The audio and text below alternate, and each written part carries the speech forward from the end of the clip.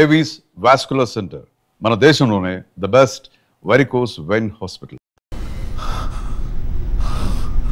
డిపార్ట్మెంట్లో ఒక ఆపరేషన్ అంటే ఎప్పుడు 2 ప్లాన్స్ ఉంటాయి. ఒకటి ప్లాన్ ఏ, ఇంకోటి ప్లాన్ బి. నువ్వు ఇప్పుడు దొరికింది plan below.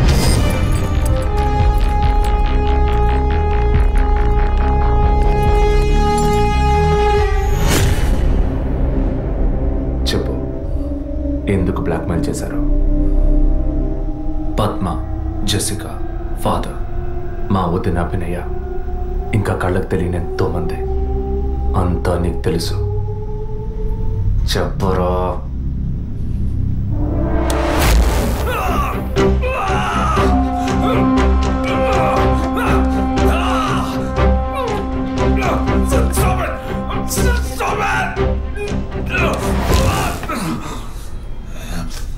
Record.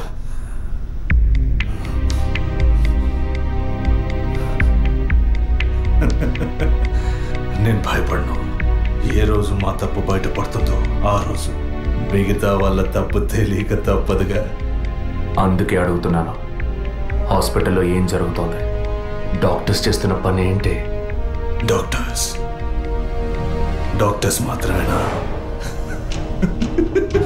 Jessica sky TV CEO wife.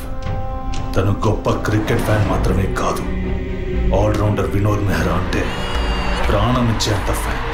Autograph తీసుకుంటారు, ఫోటో తీసుకుంటారు. కానీ తనేం చేసిందో చెప్పనా? తనకు పుట్టబోయే బిడ్డ తను అభిమానించే క్రికెట్ ప్లేయర్లా ఉండాలన్న ఆశతో ఆ క్రికెట్ ప్లేయర్ వీర్య కణాలని బౌలునని లక్షలిచ్చి వరం హాస్పిటల్ నెట్వర్క్ స్పర్మ్ బ్యాంక్ నుంచి కొన్నది. అది కూడా ఆమె భర్తకి తెలియకుండా. మినిస్టర్ విద్యాధర్ రావు తన ఒక్కగానొక్క కొడుక్కి తండ్రి అయ్యే అవకాశం లేదని, తన కొడుక్కి వారసుడు కావాలి, తన రాజకీయాలకి వారసుడు కావాలన్న స్వార్థంతో, కోడలంటే కూతురు లాంటిదన్న జ్ఞానం కూడా లేకుండా తన వీర్య కణాలనే. తప్పు ఎవరిది?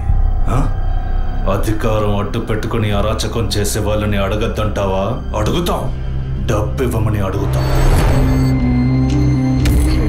నిజం విన్న ఫాదర్ని, నిజం చెప్పిన జెసికాని అంతం చేశాం.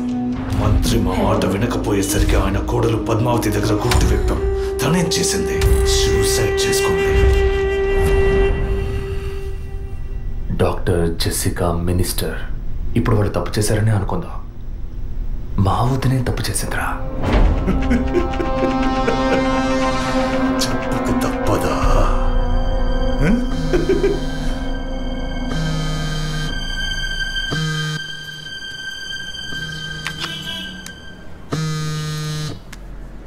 హలో అభినయ. అవును, ఎవరు? నేనెవరన్నది ముఖ్యం కాదు, కానీ నువ్వు ఒక ముఖ్యమైన విషయం తెలుసుకోవాలి. హలో, నువ్వెవరో తెలియకుండా ఏ విషయం వినాల్సిన అవసరం నాకు లేదు. నువ్వు చెప్పక్కర్లేదు.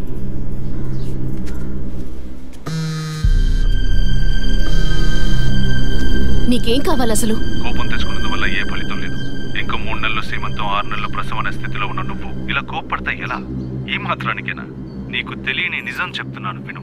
నీ కడుపులో పెరిగే బిడ్డకి తల్లివి నువ్వే, కానీ ఖచ్చితంగా నీ భర్త మాత్రం తండ్రి కాడు.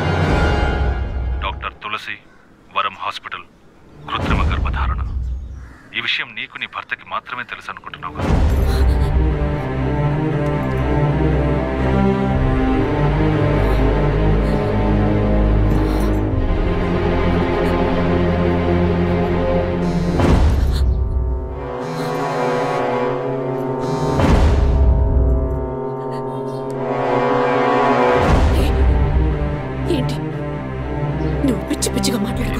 అబద్ధాలు చెప్పిన డాక్టర్ నడు ఏది నిజమో తెలుస్తుంది. నీ గర్భంలో పెరిగేది నీ భర్త రూపం కాదు. రేపు నీకు బిడ్డ పుట్టిన తర్వాత ఆ బిడ్డకి నీ పోలికలు వచ్చినా నీ భర్త పోలిక మాత్రం ఉండదు. తండ్రి లాంటి మొహం, తండ్రి లాంటి కళ్ళు, అలా చెప్పుకోవడానికి దేనికి పోలికలు ఉండవు.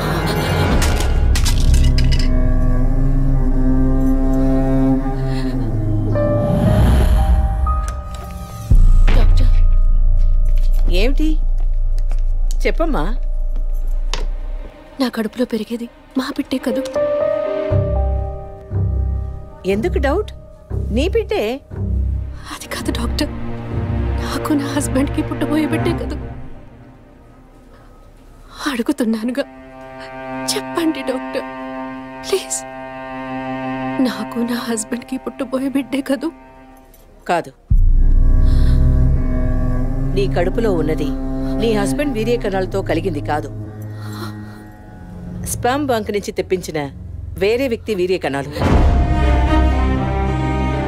ఎందుకంటే నీ హస్బెండ్ వీర్య కణాల మూలంగా ఏ విధంగానూ సంతానం కలిగించే అవకాశం లేదు. అయితే ఎందుకు డాక్టర్ మీరు ఇంత పచ్చి అబద్ధం ఆడారు? ఏం చేయను, ఇంకొకరి వీర్య కణాలు తెప్పించి పెట్టాను. ట్రీట్మెంట్ తీసుకుంటే నువ్వు ఒప్పుకుంటావా? ఒకవేళ నువ్వు నీ ఫ్యామిలీ ఒప్పుకున్నా నీ హస్బెండ్ ఒప్పుకుంటారా? అప్పుడు మీరు ఎందుకు చేశారు డాక్టర్?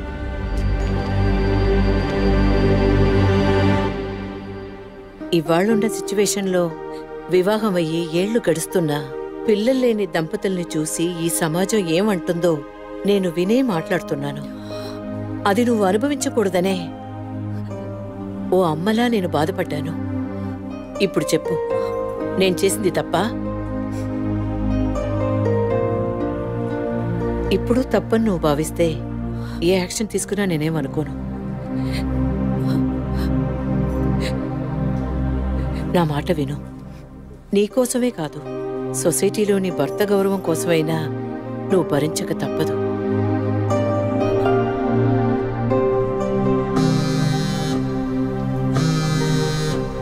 నీకిప్పుడు ఏం కావాలి? నీ భర్త, నీ కుటుంబం అంతా నీ కడుపులో పెరిగే బిడ్డని వారసుడని వంశాంకురమని ఆనందిస్తున్నారు. ఆ ఆనందం దక్కాలంటే దానికి ఒక డీల్ కావాలిగా. దాని ఖరీదు 50 lakhs వితౌట్ టీడీఎస్. అంత డబ్బు నా దగ్గర లేదే. నీ దగ్గర, నీ భర్త దగ్గర లేకపోవచ్చు, మీ నాన్న దగ్గర ఉండొచ్చుగా. ఈ మధ్య ఒక కేసు గెలిచి ధనవంతుడయ్యాడు. 2 కోట్లు సంపాదించాడు. అందులో జస్ట్ 25%. సొంత కూతురు అడిగితే కాదనలేడు. మొగుడికి పోలీసులకి చెప్పావో, ఒక నెల రోజుల క్రితం టీవీలో పేపర్లో చూసుంటావు కదా. నిజం చెప్పిన జెసికా, అది విన్న చర్చ్ ఫాదర్ చచ్చిపోయారే. అదే కథ నీకు నీ మొగుడికి పడుతుంది.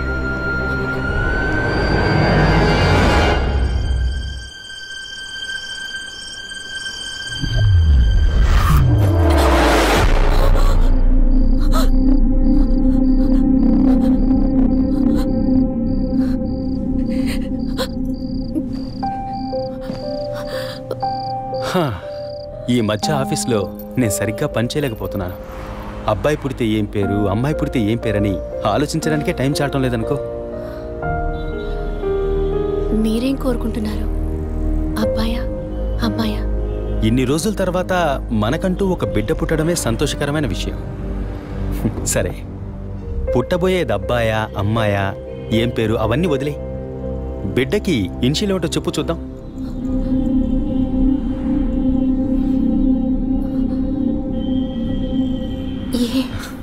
కాదు, A S. A for Aravind, S for Shri Abhinaya. బిడ్డల మీద తండ్రికి మాత్రమే హక్కు ఉందనుకుంటే సరిపోతుందా?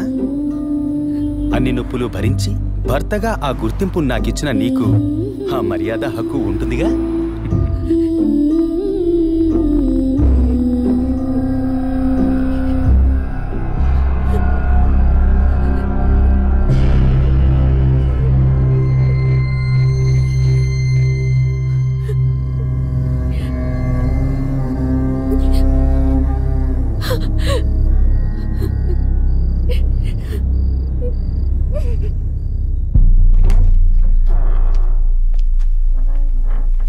ఏంటవి సడన్ గా వచ్చావు? స్కానింగ్ కూడా వచ్చే వారం తీద్దామన్నానుగా. I hope you are completely clear and all right now. నేను ఒకటి అడుగుతా, చేస్తారా డాక్టర్? చెప్పమ్మా, అందుకేగా నేను ఇక్కడ ఉంది. నాకు అబార్షన్ చేయండి డాక్టర్. ఏమిటి నువ్వు అనేది? అవును డాక్టర్, నా కడుపులో పెరిగే పిండాన్ని తీసేయండి. అది నీ బిడ్డ కాదు, ఇది నా బిడ్డ కాదు. నా కడుపులో బిడ్డంటూ ఉంటే అది నా భర్తకి సంబంధించిందే అయి ఉండాలి. ఓ ఆడపిల్లకి అమ్మనే స్థానం ఎంత ముఖ్యమో నువ్వు ఇప్పటికైనా అర్థం చేసుకో. అమ్మ అనిపించుకుంటే సరిపోతుందా? ఆయనకి నేను ద్రోహం చేసినట్టు కాదా? నా పవిత్రంగా ఉండాలి. అదే ముఖ్యం నాకు. నీకు కొడుకే కాదు, నీ భర్తకి వంశమే లేకుండా పోతుంది. మాట్లాడకండి డాక్టర్. ఎన్నిసార్లు ఎంతమందికి ఇదే చెప్పుంటారు. ఆడదానికి బిడ్డే ముఖ్యమా, భర్త కాదా? తల్లిని కాలేదని ఆయన ఎప్పుడూ నన్ను తక్కువ చేయలేదు. అందుకే ఆయన అంటే నాకు పంచ ప్రాణాలు. నీ హస్బెండ్ పర్మిషన్ లేకుండా అబార్షన్కి వీలు పడదు. ఎవరి పర్మిషన్ తీసుకుని మీరు ఈ పని చేశారు? వారికి మీరు ఎలా చెప్తారో నాకు అనవసరం. నాకిది ఉండకూడదు. మిమ్మల్ని కాపాడుకోవాలనుకుంటే నేను చెప్పినట్టు చెయ్యండి. ఇన్నేళ్ళు అమ్మని కాలేకపోయినా సహించాను, కానీ ఈ నీచాన్ని సహించలేను. తొలి రాగం చెరిపేను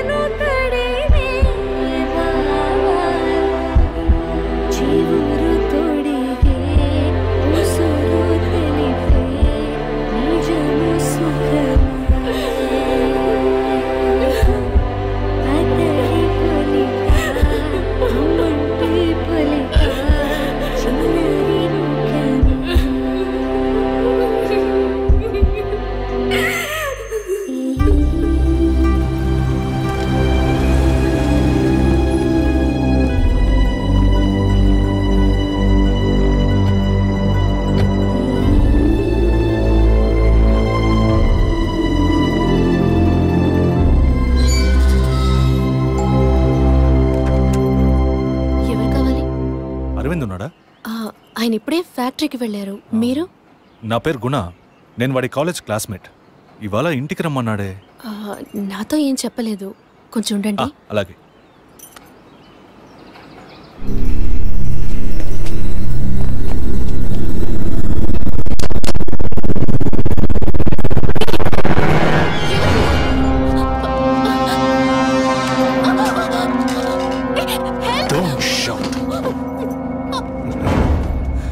వాయిస్ ని కూడా కనుక్కోలేకపోయావు కదా.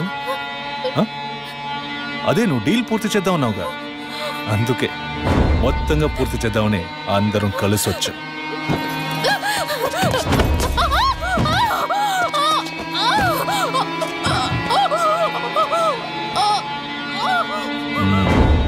ఎప్పుడు ఏ క్షణంలో నువ్వు బిడ్డని వద్దనుకున్నావో అప్పుడే అర్థమైంది నిన్ను నమ్మకూడదని. ఏ నిమిషంలోనైనా నువ్వు మా గుట్టును రట్టు చేస్తావని. నువ్వు తప్పు చేస్తున్నావు. అవును, పెద్ద తప్పే చేశాను. వారితోనూ విజయ్తోనూ చెప్పకపోవడం. తెలియకుండానే ఇంత చేసామనుకున్నావా? ఇది థ్రిల్ అంటే.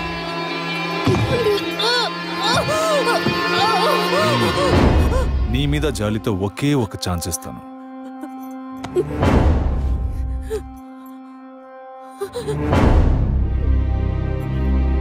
జాన్ చెప్పు.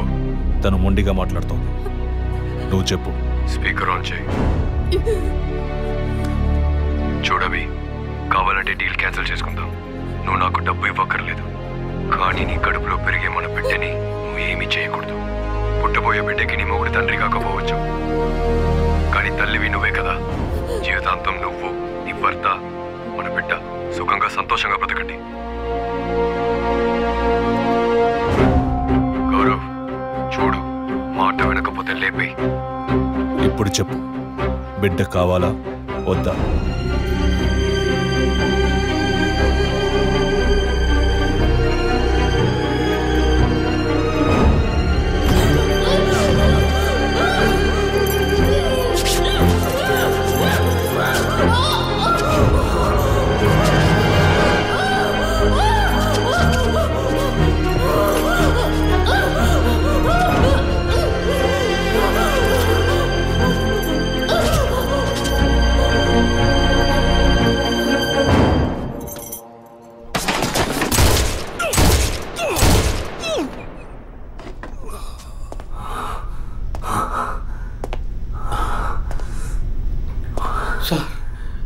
ఏంటి సార్ షూట్ చేశారు? అన్ని విషయాలు తెలిసిన వీడికి ఒక్కడికే సార్ ఉన్న ఒక్క ఎవిడెన్స్ షూట్ చేశారు. ఏంటి పెద్ద ఎవిడెన్స్? ఇలాగే ఎవిడెన్స్ అంటూ అన్ని వదిలేస్తున్నావు. వీడి వల్ల ఊరికేదేమీ లేదు, చస్తే చావని.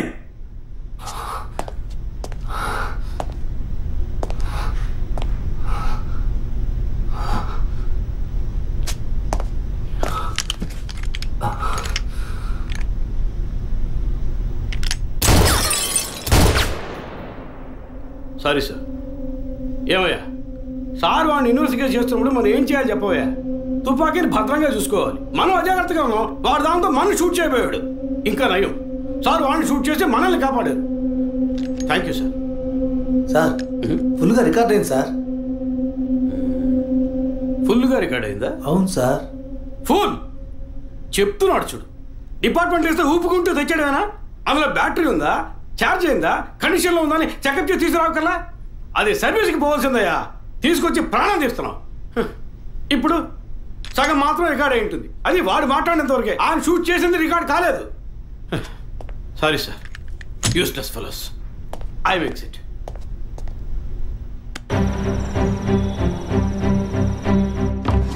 సార్ వరం హాస్పిటల్లో ఆర్టిఫిషియల్ ఇన్సెమినేషన్ చేయించుకున్న కపుల్స్ డీటెయిల్స్ మొత్తం ఈ సిస్టంలో ఉన్నాయి సార్. ఆ హాస్పిటల్ ఒరిజినల్ సాఫ్ట్వేర్ ఇదేనా? Yes sir. సార్ అది మాత్రమే కాకుండా సిటీలో ఉన్న అన్ని ఫెర్టిలిటీ హాస్పిటల్ సాఫ్ట్వేర్స్ని హ్యాక్ చేసి డేటాస్ అన్ని కలెక్ట్ చేసి పెట్టున్నారు సార్.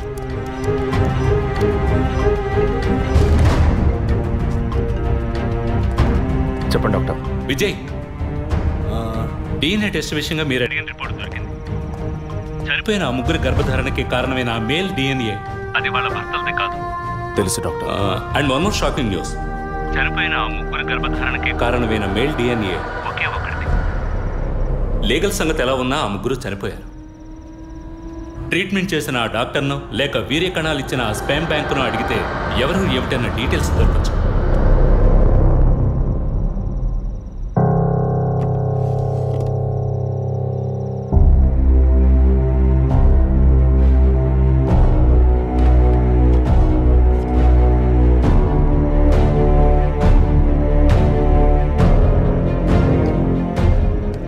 పేరేంటి?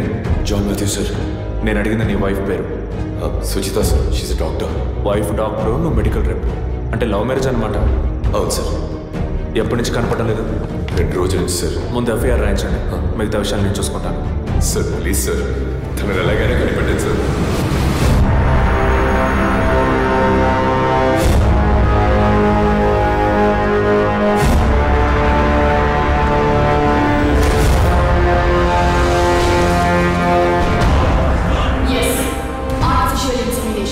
ఒక డాక్టర్గా ఎంతో మందికి ఆర్టిఫిషియల్ ఇన్సెమినేషన్ చేసిందని ఎలా సేఫ్ అవ్వాలో మాకు తెలుసు.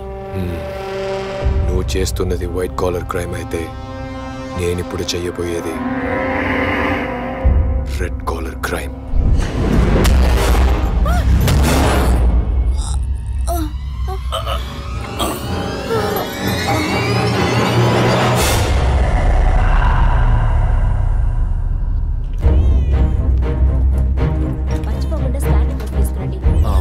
డాక్టర్ తులసి రామకృష్ణ గారిని కలవాలి. మేడం దీంతో మీటింగ్ లో ఉన్నారు, కొంచెం వెయిట్ చేయండి సార్. Thank you.